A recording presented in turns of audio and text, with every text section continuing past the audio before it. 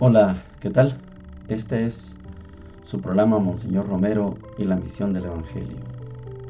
Es miércoles 12 de julio.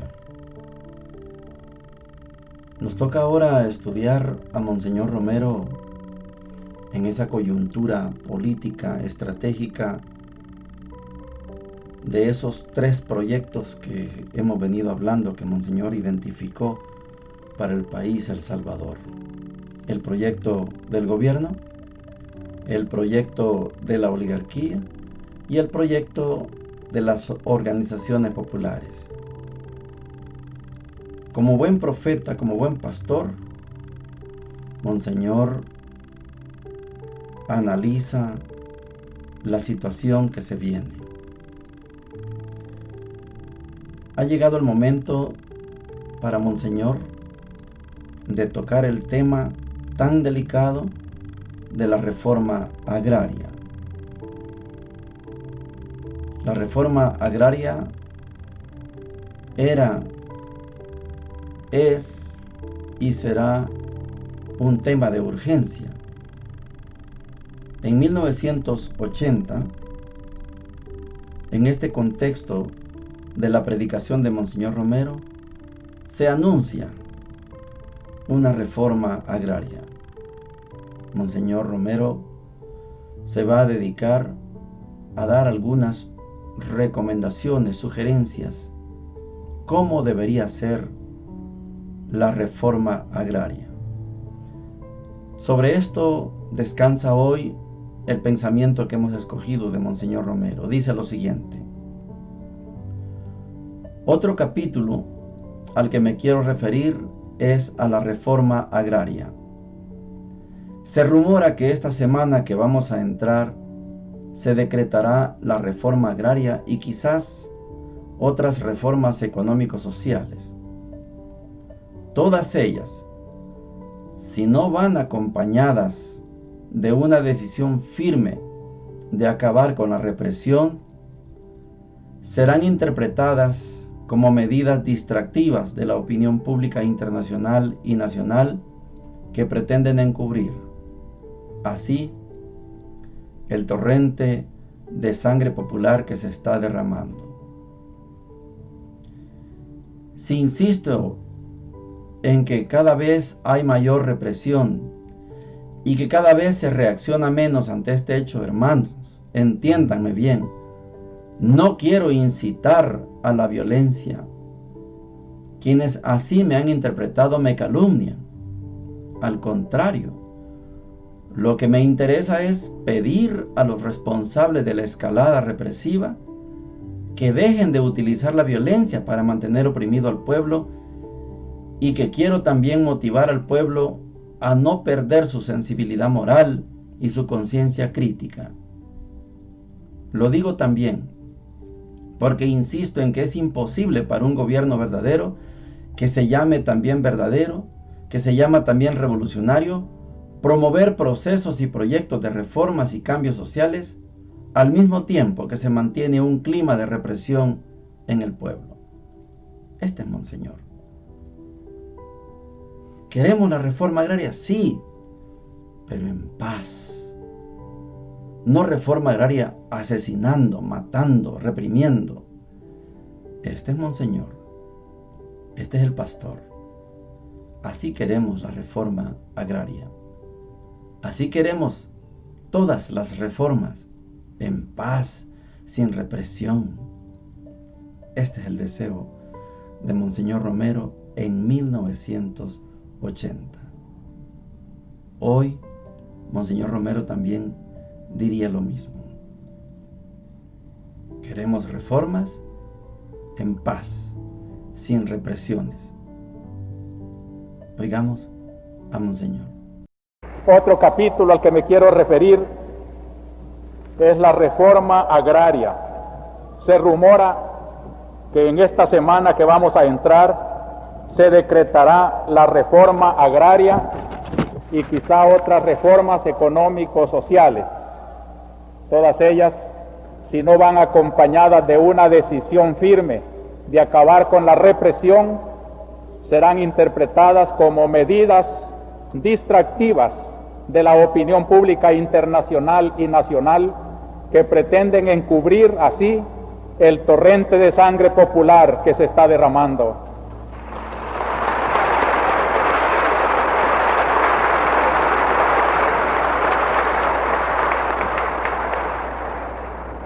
Sí, insisto en que cada vez hay mayor represión y que cada vez se reacciona menos ante este hecho.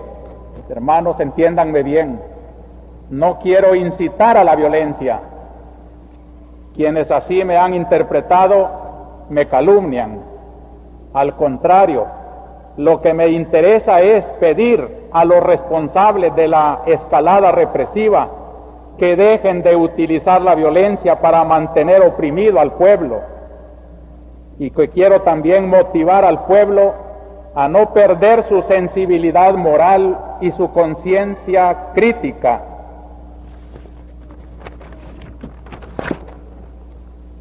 Lo digo también porque insisto en que es imposible para un gobierno verdadero,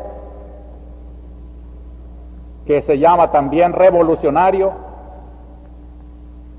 promover procesos y proyectos de reformas y cambios sociales al mismo tiempo que se mantiene un clima de represión en el pueblo. La reforma agraria está a la base de todos nuestros cambios estructurales. No voy a ser yo, pastor de la iglesia, el técnico de señalar cuál es la mejor fórmula, pero como pastor quiero decir estas 4 condiciones. Primero, que es un cambio urgente,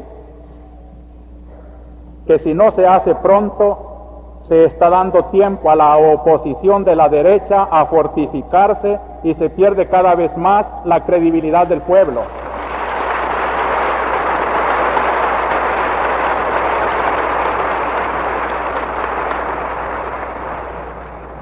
Segundo, que tiene que ser una reforma que cuente con el apoyo del pueblo.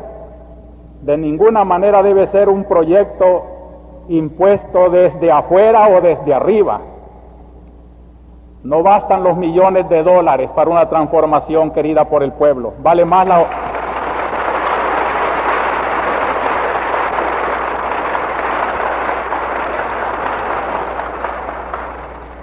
más que una ayuda de esa categoría, vale la opinión y el consenso mayoritario del pueblo. Sin él no hay nada.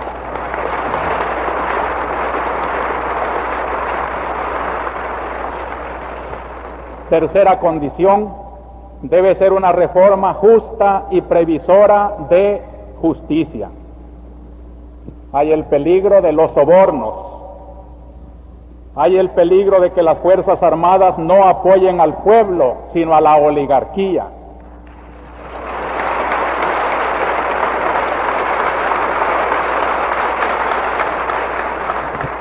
Si no contamos con una Fuerza Armada que apoye al pueblo en esta reforma agraria, todo será ineficaz. Debe lograrse una sincera función social de la propiedad. Y cuarta condición, muy importante para la Iglesia, toda transformación en el país debe respetar los sentimientos cristianos del pueblo. Debe oírse la doctrina social de la Iglesia a la que pertenece la mayoría de nuestro pueblo.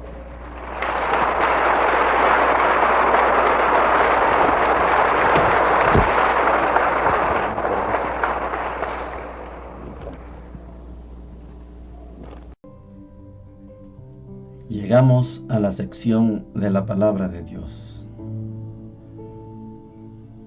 Es bonito llevar el hilo de toda la creación y formación de este pueblo de Israel. Venimos desde el capítulo 12 del Génesis, versículo 1, cuando hablábamos de aquel personaje, Abraham, que dijimos puede ser una persona, puede ser una tribu, puede ser un clan, pero se marca ahí en Abraham el origen del pueblo de Israel. Pasamos por Isaac y estamos analizando la generación de Jacob. Hoy tenemos que ver un desenlace de esa familia, de ese grupo originado por Jacob, ahora llamado ya Israel. Estamos en el capítulo 41 del Génesis, versículos del 55 al 57 y el capítulo 42 del 5 al 24. Una lectura larga y que amerita también una explicación. Y dice lo siguiente: en aquellos días llegó el hambre a todo Egipto, y el pueblo reclamaba pan al faraón. El faraón decía a los egipcios: diríjanse a José y hagan lo que él les diga. Cuando el hambre cubrió la tierra, José abrió los graneros y repartió raciones a los egipcios mientras arreciaba el hambre en Egipto. Y de todos los países venían a Egipto a comprarle a José, porque el hambre arreciaba en toda la tierra. Los hijos de Jacob fueron entre otros a comprar grano, pues había hambre en Canaán. José mandaba en el país y distribuía las raciones a todo el mundo. Vinieron pues los hermanos de José y se postraron ante él rostro en tierra. Al ver a sus hermanos, José los reconoció, pero él no se dio a conocer, sino que les habló duramente. ¿De dónde vienen?, contestaron. De tierra de Canaán, a comprar provisiones. Y los hizo detener durante 3 días. Al tercer día les dijo: yo temo a Dios, por eso harán lo siguiente y salvarán la vida. Si son gente honrada, uno de ustedes quedará aquí encarcelado y los demás irán a llevar víveres a sus familias hambrientas. Después me traerán a su hermano menor. Así probarán que han dicho la verdad y no morirán. Ellos aceptaron y se decían: estamos pagando el delito contra nuestro hermano cuando le veíamos suplicarnos angustiado y no le hicimos caso. Por eso nos sucede esta desgracia. Intervino Rubén: ¿no les decía yo?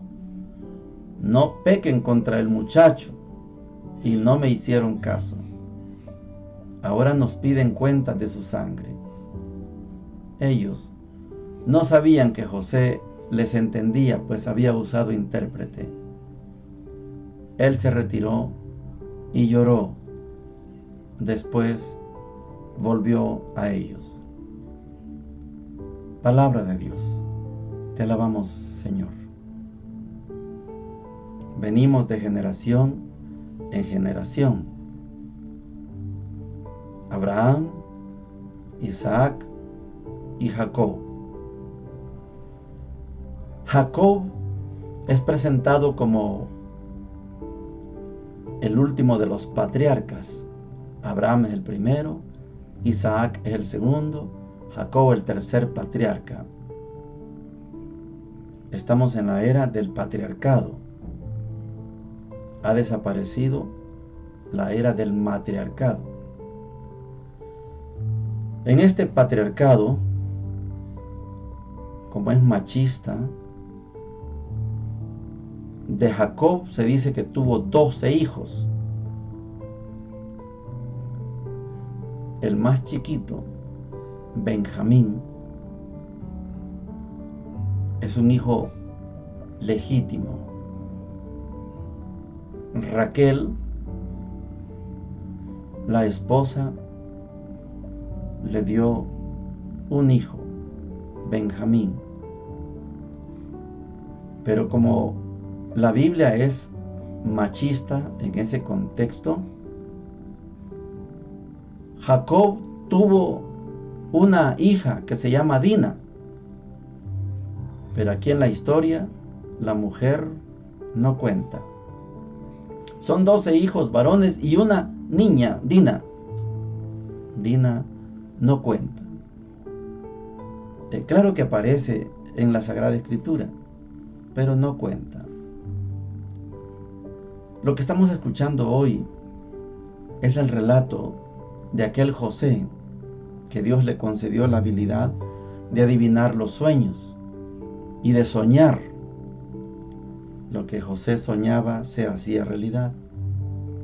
En uno de sus sueños, él veía cómo sus hermanos lo intentaban destruir. Pero él, el hermano menor, se sobreponía a los 11 hermanos. La ocasión llega en que sus hermanos se van al campo, los hermanos mayores, a cuidar ovejas. Y Jacob, que tenía como hijo preferido a José, le había hecho un traje muy bonito. Jacob envía a José a que vaya a ver a sus hermanos. José obediente va. Y estos hermanos celosos, allá viene el soñador, y deciden matarlo. Finalmente, por intercesión de Rubén, el hermano mayor, no le hagan daño al muchacho. Finalmente lo tiran a un pozo. Vienen unos mercaderes que van para Egipto.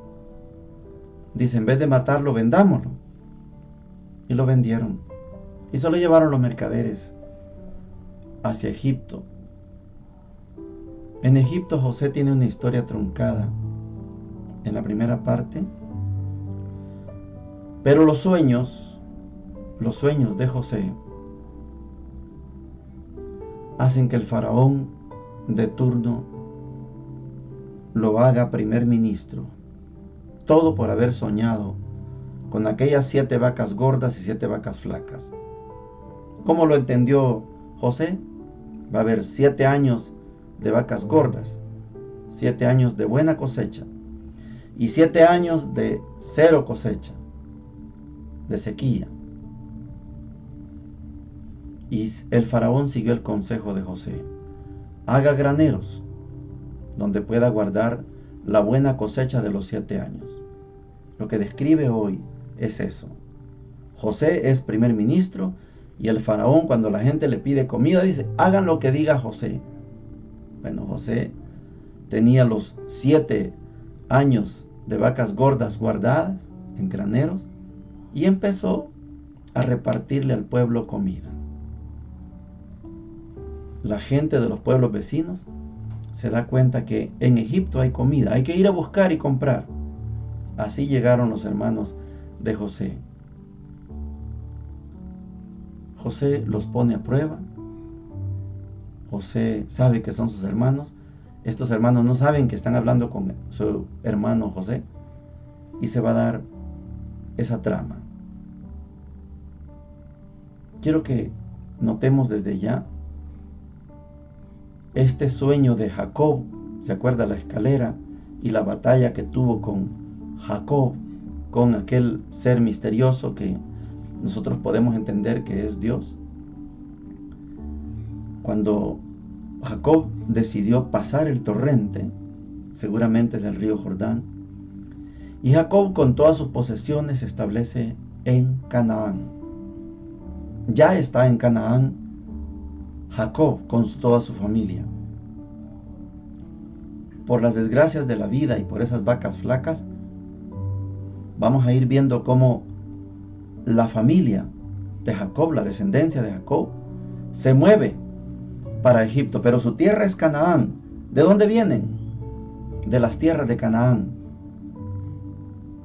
Cuando lleguemos al estudio de la conquista de la tierra prometida, esa tierra prometida ya era de Jacob, ya era de Israel. Israel había tenido en posesión. Su abuelo Abraham compró una porción ahí, en Monte Hebrón. Por eso, Jacob y su familia están en la tierra de Canaán. Vamos a seguir hablando de esto, primero Dios, mañana y otros días. El evangelio de hoy es bien sencillo, pequeñito, profundo por supuesto. Mateo 10, versículos del 1 al 7, y dice lo siguiente. En aquel tiempo, Jesús, llamando a sus 12 discípulos, les dio autoridad para expulsar espíritus inmundos y curar toda enfermedad y dolencia.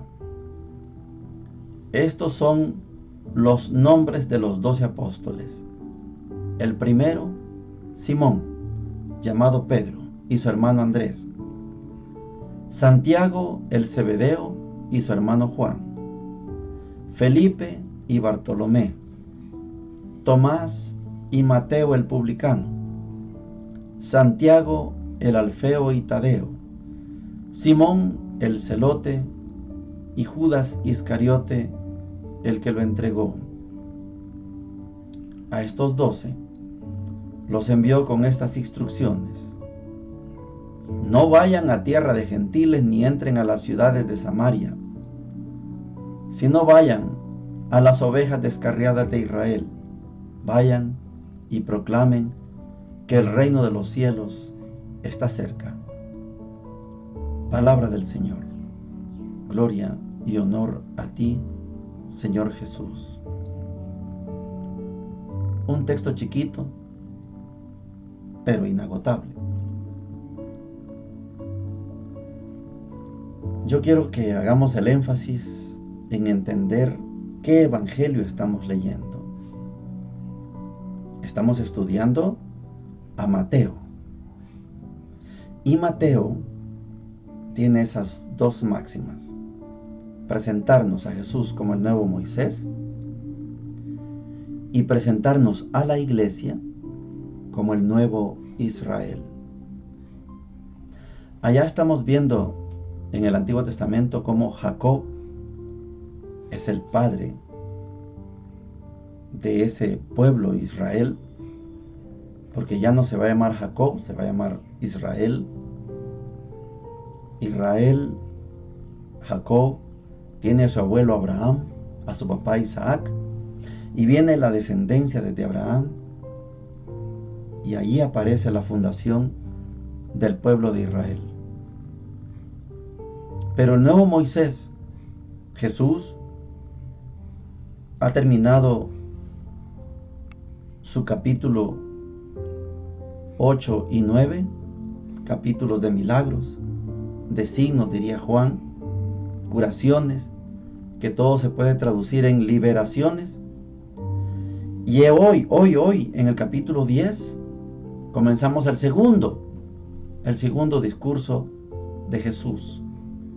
Ya tuvimos el sermón de la montaña, capítulos 5, 6 y 7. Hoy tenemos el segundo discurso, son 5. Este discurso es la instrucción de los apóstoles. Allá está Jacob, originando ya el pueblo de Israel, el antiguo Israel. Aquí está Jesús, formando el nuevo Israel. El nuevo Israel. Es el nuevo Moisés. Y ese nuevo Moisés va a ser testigo de la formación del nuevo pueblo de Dios. No se va a llamar Israel, se va a llamar Iglesia. Es curioso que allá Jacob forme el pueblo de Israel con sus hijos. Tiene 12 hijos más una hija, pero la hija no cuenta por ser patriarcal, por ser machista. Dina no aparece como, no tiene su tribu. Dina no formó su tribu, sino solamente los 12 hijos. Hijos unos de criadas, de esclavas, Y uno, Benjamín, muy bien, hijo de Raquel. Aquí Jesús no está formando el pueblo con sus hijos. Jesús no tiene hijos. Jesús escoge a los que Él quiso.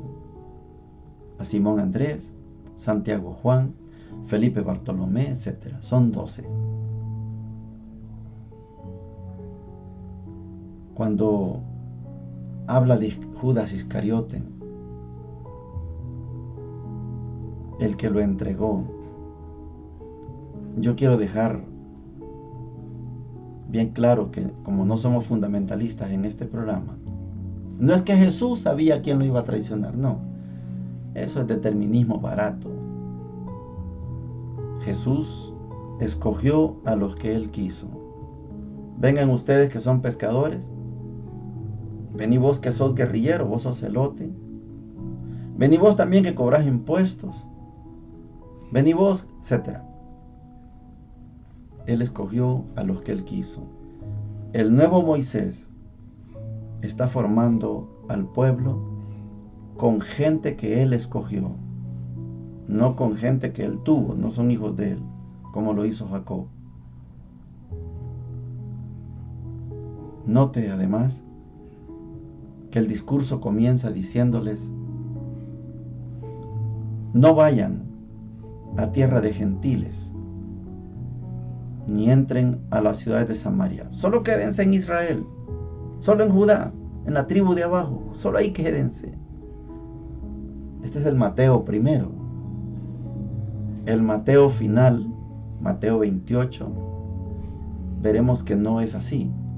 Aquí los está mandando solo a las ovejas de Israel, a las ovejas descarriadas de Israel. Vayan y proclamen que el reino de los cielos está cerca. Esto va a cambiar cuando esté finalizando el Evangelio de Mateo. Cuando resucite, les va a decir: vayan por todo el mundo. Yo estaré con ustedes. Así se forma el pueblo. Así se formó el nuevo pueblo de Dios. El nuevo Moisés está fundando el nuevo pueblo de Dios, está fundando la iglesia. Bendiciones para todos y para todas.